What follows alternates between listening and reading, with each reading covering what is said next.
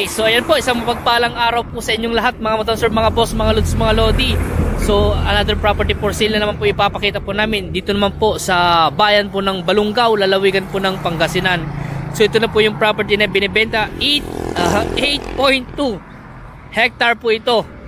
At ito po yung nakalong National Highway. Ayan po, ito po yung way na papunta po sa Rosales, Pangasinan, sa SM, sa TPLEX, Rosales Exit. At ganoon din po dito, ito naman po yung way na papunta po ng Umingan, papunta po ng Lupao, Nueva Ecija, papunta po ng Region 2. Ito po yung way po niya.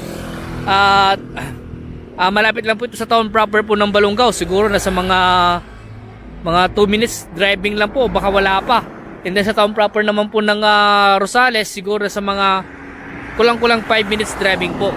Sa TPLEX, Rosales exit, nasa mga 5 to 10 minutes driving, baka wala pa rin, baka wala po, in-estimate ko lang po.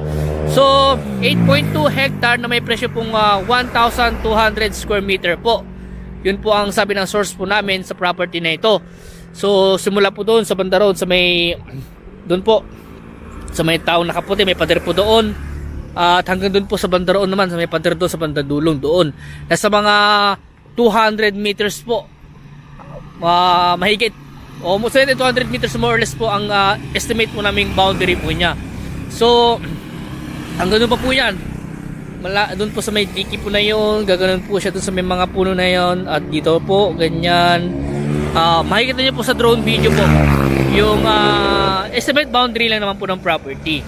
So 8.2, ideal po ito sa pang commercial dahil po sa harap po niya may mga building na rin po dito, may mga hardware o siguro itong mga bodega po itong mga to. And then sa banda rin may mga gasoline station.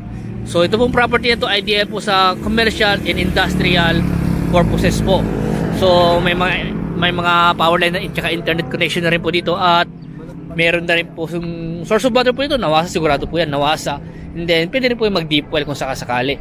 So sa harap po dito sa side po ng property na ito may mga nagbebenta po. Pero nakikita lang po itong mga to. Ayan. So ito po yung ibang part ng property. Bukid po siya, agricultural lot. Ang nakadeclare pa lang po siguro ngayon kasi wala pa naman pong mga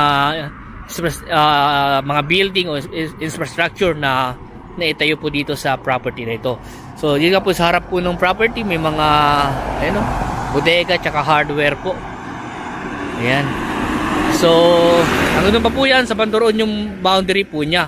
At gaganoon po, tapos gaganoon na rin po siya doon. At maganda nga po dito ay nakaalong National Highway.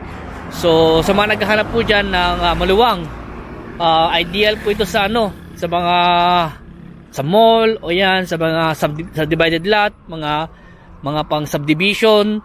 Ideal po itong property ito. At sa mga commercial property po, sa mga pwede rin po yung mga bus station or nasa nyo po yung ano po yung gusto nyo gawin po dito. Pero pag poultry o piggery po bawal po kasi na malapit po sa bayan, malapit po sa town proper itong property na ito. Dito nga po meron ko yung Mountain View, yung Mount Balungaw, kitang kita po dito. Sa ngayon po may mga tanim silang mga palay, second cropping na po, tapos na po kasi ang first cropping. So second cropping na po. Ayan. At hanggang na pa po yan. So yung drone video na lang po yung maghahatid po sa inyo sa ibang part dahil hindi ko na po mapupuntahan yung ibang part dahil maluwang, 8.2 hectare.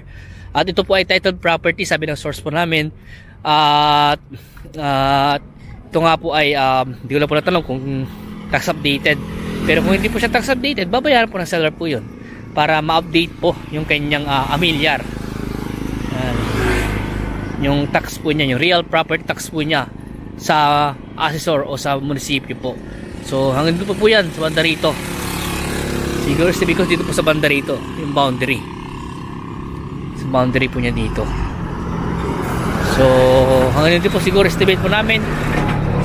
Ayan. Siguro dito po gaganoon na po siya, tapos gaganoon na rin po sa banda roon. So ayan po ang ating property. Ulitin ko po, ito po ay 8.2 hectare na may presyo pong 1,200 square meter. At kung gusto nyo pa i-negotiate yung price, kausapin na natin yung mismong nagbebenta po sa property na ito. Ayan.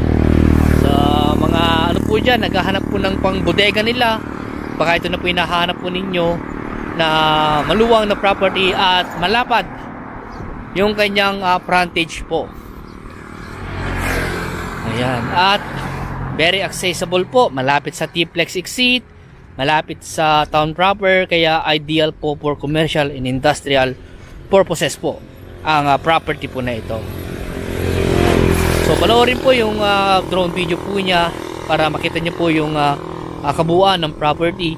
I-highlight po na lang po namin kung saan yung mga estimate boundary naman po niya, kasi tinuro lang po sa amin ng aming source yung mga estimate boundary lang po. Kaya nasa inyo pa rin po yan sa mga kabili o sa usapan nyo po ni seller kung ipapa-relocate pa po natin itong property nito. Kasi mas maganda po talaga ma-relocate para malaman natin yung eksaktong boundary po ng property na ito. Ayan. So hanggang dito po muna. So please follow and subscribe para sa ibang mga property po na iba-vlog po namin. So maraming salamat po and God bless.